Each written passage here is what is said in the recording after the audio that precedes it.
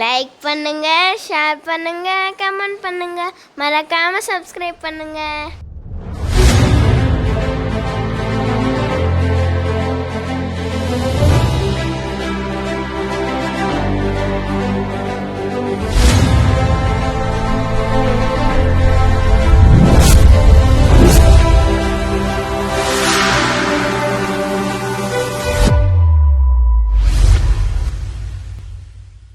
காட்சி 2. திரௌபதியை அடிமையாக்கி கொண்ட துரியோதனன் திரௌபதியின் வஸ்திரத்தை நீக்க ஆணையிடும் காட்சி.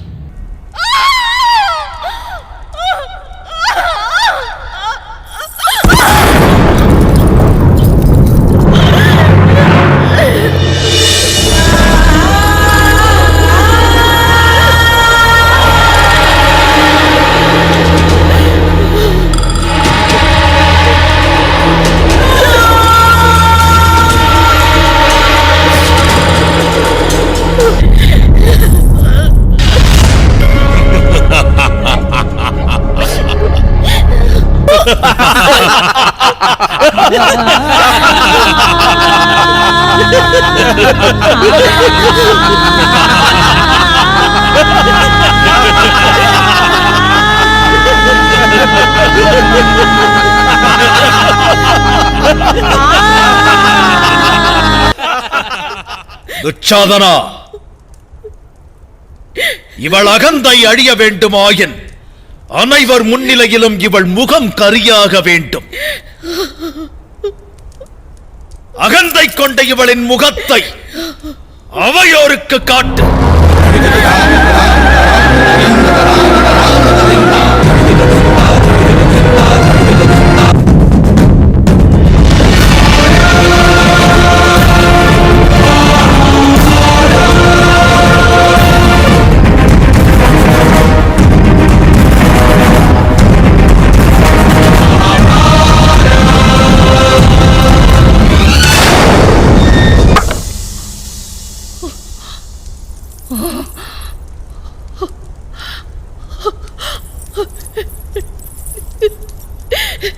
மகாராஜா, அஸ்தினாபுரத்தின் அவையில் நடக்கும் இந்த அநீதியை தட்டி கேட்பார் இல்லையா?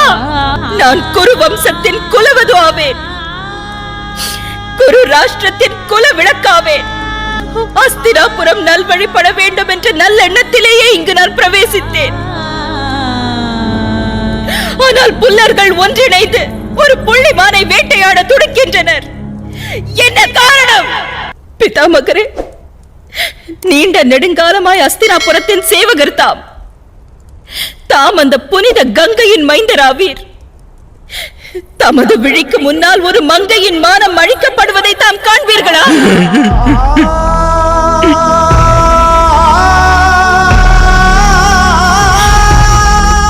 துரோணாச்சாரியரே, தாம் என் தந்தையின் ஸ்தானத்தில் வீற்றிருப்பவர். ஏன் இந்த அநியாயம் எனக்கு இழைக்கப்படுகிறது?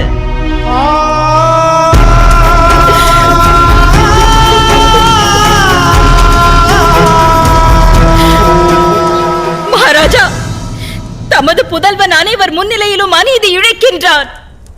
சந்திர வம்சத்திற்கே அவதூறு விளைவிக்கின்றான். தாம் அவனை தடுக்க தயங்குவதேன்? ஒரு தாதி பெண் தனது சுவாமியின் ஆணைக்கு செவிசாய்க்கத்தான் வேண்டும். தாதியா? நான் சேவகம் செய்பவளா? அரண்மனையின் பணிப்பெண்ணா நான்?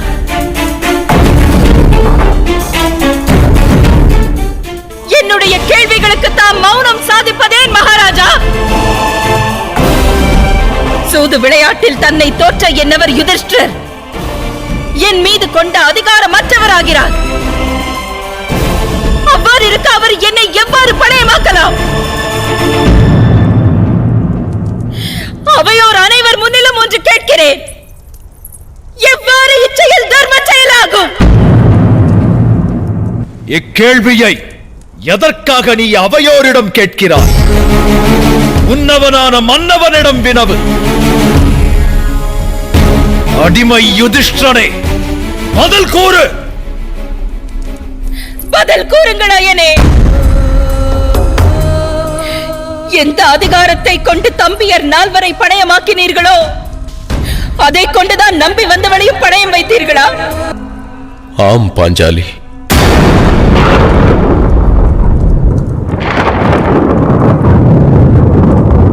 உறவினர் ஒருவர் மீது ஒருவர் அதிகாரம் கொண்டவர்.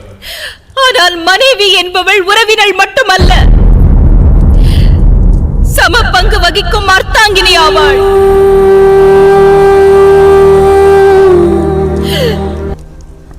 அப்படிப்பட்ட உடையவளை தாம் எப்படி பணயம் வைத்தீர்கள்? இம்மனமைக்கு காரணம் என்ன? பதில் கூறுங்கள் எனக்கு. காரணம் என்ன? காரணம் என்ன? ஏனெனில் உன்னுடைய கணவர்கள் தன்னையே இழந்தவரானார்கள். இனி நடந்து முடிந்த நிகழ்வு பற்றி பேசி எப்பிரயோஜனமும் இல்லை திரௌபதி. இனி உன்னவர் ஐவரையும் திறமையற்ற வீணர்களாய் கருது.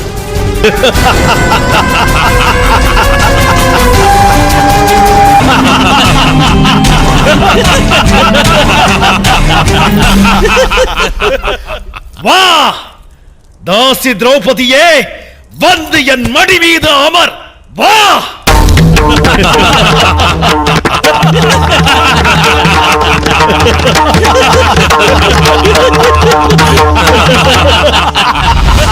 துரியோதனா, நான் உன்னை வதைக்கவிருக்கும் விதம் கண்டு இந்த அகிலமே வியப்பில் ஆளும்.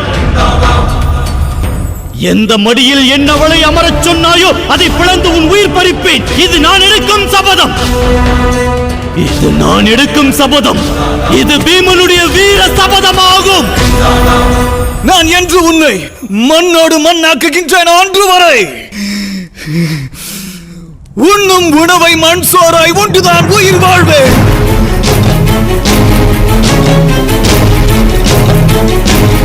என் வாழ்வில் இச்சபதம் நிறைவேறும் வரை நான் ஒரு மனிதனே அல்ல, அப்பப்பதர் என்று எண்ணி வாழ்வேன். உன்னை மண்ணோடு மண்ணாக்குவேன். வீரவசனம் வேண்டாம் அர்ஜுனா. வா தாசி திரௌபதியே, உன்னுடைய சுவாமியின் ஆணையை ஏற்பாயாக. மூடனே துரியோதனா, நான் வானுயர்ந்த வேள்வித்தீயில் உதித்த உத்தமி. பஸ்பமாக்கும் பவித்திர தீயில் பிறப்பெடுத்த பத்தினி நான். புனிதத்தில் எதுவும் எனக்கு ஈடாகாது. என்னை தாசியாக்கும் உன் எண்ணம் ஈடேறாது. சாம்பலாகி விடுவாய். நில் துருபத கன்னிகையே, உனது சுவாமியின் ஆணையை ஏற்பாயாக. அவள் இவ்விடம் விட்டு செல்ல அனுமதியுங்கள் அரசே. நிறைந்த சபையில் அநீதியும் அநியாயங்களும் பல நிகழ்ந்து விட்டன. இந்த அநீதியாவது நடக்காமல் தடுத்து நிறுத்துங்கள். அவளை செல்ல அனுமதியுங்கள். மகாராஜா, பாய்ந்து வரும் நதி நீரை தடுக்கும் சக்தி ஒரு அணைக்கு இருக்கலாம். ஆனால் நீரோட்டம் கரை புரண்டால் அணையானது உடைப்படத்தான் வேண்டும். அதர்ம செயல் புரிவதற்கும் ஒரு எல்லை என்பது உண்டு மகாராஜா. அது எல்லை மீறி செல்வதற்கு அனுமதி தராதீர்கள். நடந்து முடிந்த சூது விளையாட்டின் வாயிலாக திரௌபதி மீது அதிகாரம் கொண்டவன் துரியோதனன் அல்லவா? உண்மைதான் மகாராஜா. ஆனால் இனி எக்காரணமும் கூற தேவையில்லை மகா மந்திரி.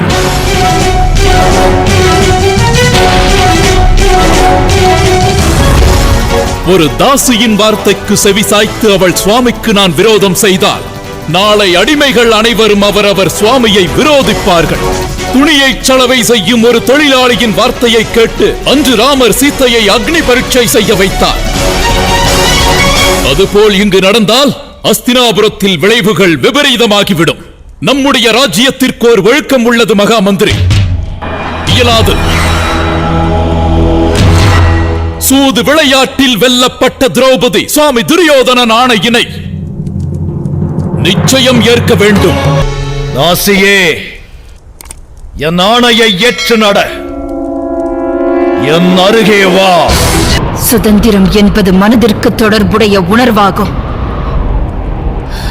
பறிப்பதற்கு அது வஸ்திரம் அன்று துரியோதனா.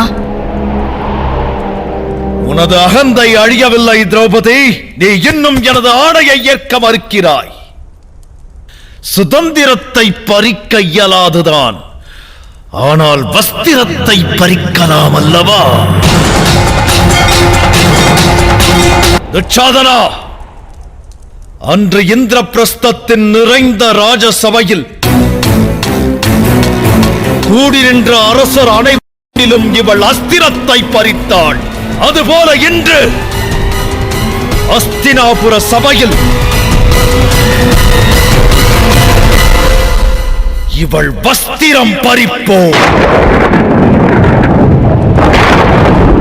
துரியோதனா, உன் அழிவு ஆரம்பித்து விட்டது. அரசர் திருதராஷ்டிரரே, தம்முடைய வாழ்வினை நாங்கள் கொடும்காரர்களில் மூழ்கச் செய்வோம். குலத்தில் ஒருவர் மீதுமின்றி அனைவரையும் அழித்து காட்டுவோம். நீ கூறும் வார்த்தையின் பொருள் அறிவாயா துரியோதனா? அண்ணா, எமக்கு ஆணையிடுங்கள். அஸ்திரம் ஏந்தி போராடுவோம் அண்ணா. துரியோதனா, நான் இந்த அஸ்தினாபுர அரண்மனையையே தலைமட்டமாக்குவேன். அண்ணா, ஒன்று எமது பிராணனை பறியுங்கள், இல்லையெனில் துரியோதன் பிராணன் பறிக்க ஆணையிடுங்கள். துரியோதனா, அஸ்தினாபுரத்தின் ராஜசபைதனில் இன்று வரை இது போன்ற ஒரு அநீதி நிகழ்ந்ததில்லை. குரு வம்சத்தின் உயரிய மரியாதையை இழிவான காரியம் செய்து வேரோடு சாய்த்து விடாதே. மகாராஜா திருதராஷ்டிரரே, தம்முடைய ஹிருதய நேத்திரத்தை திறவுங்கள். நிறைந்த ராஜசபையில் பெரும் அதர்மம் நடக்க அனுமதிக்காதீர்கள். யுவராஜன் துரியோதனா, ராஜசபையில் அநீதி இழைக்கப்படக்கூடாது. யுதிஷ்டனிடம் கேளுங்கள். அடிமையை வென்ற சுவாமி தன் அடிமைக்கு தண்டனை அளிக்க கூடாதா? நீயும் உனது சகோதரர்களும் இந்த திரௌபதியும் நான் வென்ற அடிமைகள் அல்லவா? பதில் கூறு யுதிஷ்டா. ஆம், யாம் அனைவரும் அடிமைகளே. ஆனால் நீ வழங்குவது தண்டனை அல்ல. நான் அவனது அடிமை அல்ல. ராஜ்யம் மா வீரம் கொண்டு வெல்லப்பட வேண்டும், சூழ்ச்சியால் அல்ல.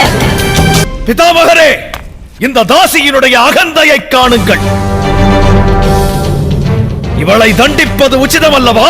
நிச்சயம் இல்லை. போதும், நிறுத்து துரியோதனா, போதும், நிறுத்து. இது அனர்த்தமாகும். நடக்கும் அனர்த்தத்தை காண அஸ்தினாபுரத்தின் ராஜசபையில் ஒரு கணமும் நான் நிற்க மாட்டேன்.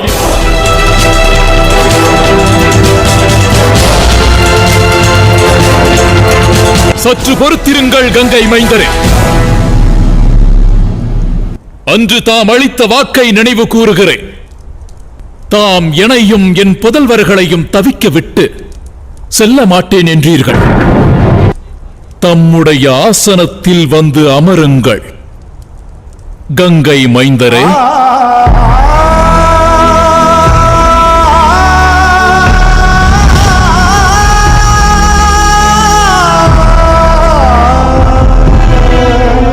கூறுங்கள் பிதாமகரே. மகளே திரௌபதி, நடத்தப்பட்டது சூழ்ச்சியானாலும் இது விதியாகும். உன்னை தண்டிப்பது உசிதமாகும். யுவராஜன் துரியோதனா, அடிமைகளுக்கு என்னென்ன தண்டனை வழங்க வேண்டும் என்று நியதியில் சில விதிகள் வகுக்கப்பட்டுள்ளன. ஆனால் ஒரு அடிமை பெண்ணுடைய வஸ்திரத்தை பறிக்கும் செயல் என் நியதியிலும் இல்லாத நியாயமற்ற தண்டனையாகும். அரசவையில் அஸ்திரம் உயர்த்தினால் தண்டனை என்ன மகாமந்திரி? இந்திரபிரஸ்த ராஜசபையானது நியாயத்தின் அடிப்படையிலா எமக்கு தண்டனை அன்று வழங்கியது? இல்லை மகாமந்திரி. வீரர்களான எம்மை அவமதிக்க வேண்டும் என்று எம்மிடமிருந்து ஆயுதம் பறிக்கப்பட்டது. அது தம்முன் நிகழ்ந்த அநீதி அல்லவா? ஏன் மௌனம் சாதித்தீர்கள்? வீரர்களா? தாம் வீரராயின் ஐவரையும் யுத்த களத்தில் சந்தித்திருப்பீர்கள். கேவலம் சூது விளையாட்டில் வென்றிருக்க மாட்டீர்கள். வனத்தில் வாழும் சிறு நரி தன்னை சிங்கம் என கருதலாம். ஆனால் நரியின் ஊளையானது சிங்க கர்ஜனை ஆகாது. திரௌபதி, எல்லை மீறாதே கர்ணா.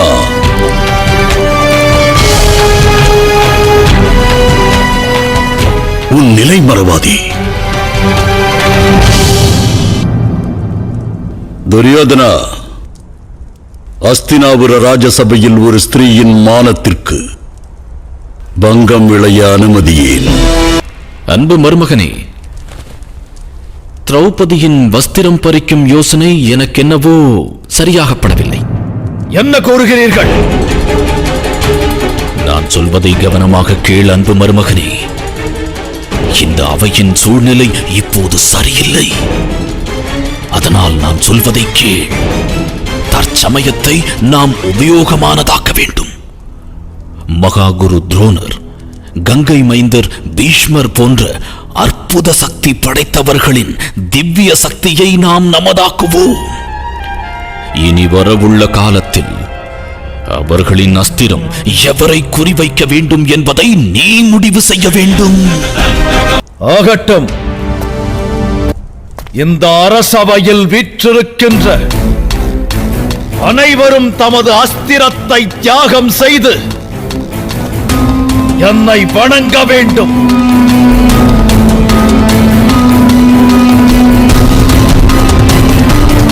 அவ்வாறு செய்தால் இந்த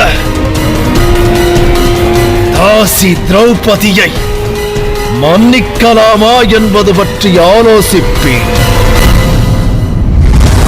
கைகூப்புங்கள் துரோணாச்சாரியரே, கங்கை மைந்தர் பிதாமகரே, மகாமந்திரி, கைகூப்புங்கள். தாமும் வணங்க வேண்டும்.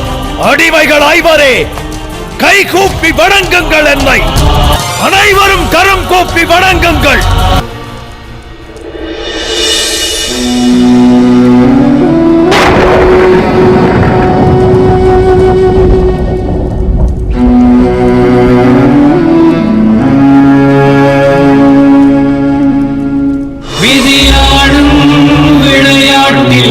சதிவலையில் வீழ்ந்தனரே, தர்மம் இங்கு பலியானதே.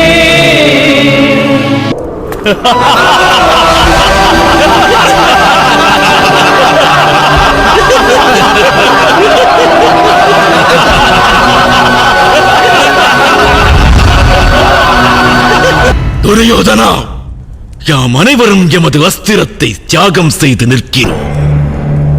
அதோடு அனைவரும் உனக்கு எதிரில் தலை வணங்கி நிற்கிறோம். இனிமேலாவது திரௌபதியை மன்னித்தொழுவாயாக. பிதாமகரே, இது பற்றி ஆலோசிப்பதாக நான் வாக்களித்தேன். முடிவு பற்றி ஆலோசிக்கவும் செய்தேன்.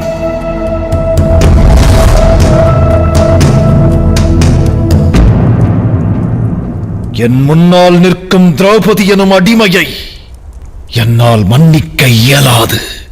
மன்னிக்க மாட்டேன். சாதனா, செல், அனைவர் முன்னால் திரௌபதியின் வஸ்திரத்தை நீக்கு. சற்று பொறுத்தருளுங்கள். தம்மிடம் ஒன்று கூற வேண்டும் அண்ணா. நன்மை தீமை பற்றி அறியாத ஒருவனால் அரசனிடம் ஸ்தானத்தில் அமர இயலாது. தாங்களோ சக்கரவர்த்தி ஆகிவிட்டீர்கள். அநீதியே தமது முடிவாய் இருக்குமானால் ராஜ்யத்தின் பிரஜைகள் தம்மை விரோதிப்பார்கள் அண்ணா. விகர்ணா, எத்தரப்பைச் சேர்ந்தவன் நீ? நமது தந்தையை தியாகம் செய்து நீ பாண்டுவை உன் தந்தையாக ஏற்றுவிட்டாயா? தமையனுடைய தவறான முடிவை அவருக்கு எடுத்துரைப்பது எவ்வாறு அவரை விரோதிப்பதாகும்?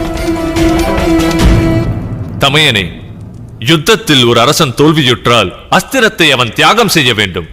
அது ஆண்டாண்டு காலமாயுள்ள அரசு நியதி அல்ல. அஸ்திரம் பறிக்கப்பட்டதற்காக ஒரு ஸ்திரீயின் வஸ்திரத்தை பறிப்பது அவச்செயல். மேலும் துருபத குமாரி குருவம்சத்தின் குலவது என்பது சத்திய வார்த்தை. குலவதுவா?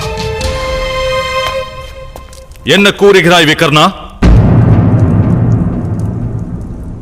சிறு நரியின் ஊளை சிங்க கர்ஜனை ஆகாதென்பது உண்மை என்றால், சிரசில் சூடாமணி அணிவதால் மட்டும் ஒரு ஸ்திரீ பவித்திரமானவளாக மாட்டாள்.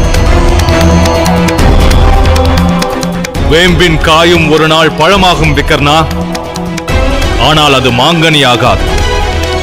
இவளையா குலவது என்று கூறினாய்? இந்த திரௌபதியையா? 5 ஆண் மகனை கணவனாய் ஏற்றவளிவள். வேசி என கூறப்பட வேண்டியவள். அப்படிப்பட்டவளின் உடலில் வஸ்திரம் இருப்பதும் ஒன்று, இல்லாதிருப்பதும் ஒன்று. துச்சாதனா, திரௌபதியின் வஸ்திரத்தை நீக்கு. துரியோதனா, அதர்மச் செயல் புரியாதே. வேண்டாம். நில் துச்சாதனா. மௌனமாயிருங்கள். போதும் துரோணாச்சாரியரே, அமைதி காத்தருளுங்கள். கங்கை மைந்தரே, என்னவரான ஐவரும் அமைதி காத்தருளுங்கள். தாம் கொதித்தெழ தேவையில்லை. என்னை ரட்சிக்க இனி தம் எவராலும் இயலாது. தர்மம் எனும் பெயர் கொண்டு நடத்தப்படும் அதர்ம செயலை தடுக்கும் அதிகாரம் இங்கு எவருக்கும் இல்லை. 5 மாவீரம் அவையில் அடங்கி கிடப்பதுதான் தர்மமா? சத்திய திருவுருவம் துஷ்டரின் துர்ச்செயலை பஸ்பமாக்குவதற்கு பதிலாக வாயடைத்து சிலையாக நிற்பதுதான் தகுமா? தாம் அனைவரும் தர்மத்தின் உண்மையான ரூபத்தை அறியாதவர்கள் ஆவீர். என்னை ரட்சிக்கும் செயலை இனி தம்மில் எவராலும் செய்ய இயலாது. இங்கு என்னை அதர்மிகளிடமிருந்து காக்கும் பொறுப்பை இறைவனிடம் ஒப்படைக்கிறேன். வாதுச்சாதனா, வந்து உன்னுடைய சக்தியின் பலத்தை வெளிப்படுத்த. கோவிந்தா கோவிந்தா.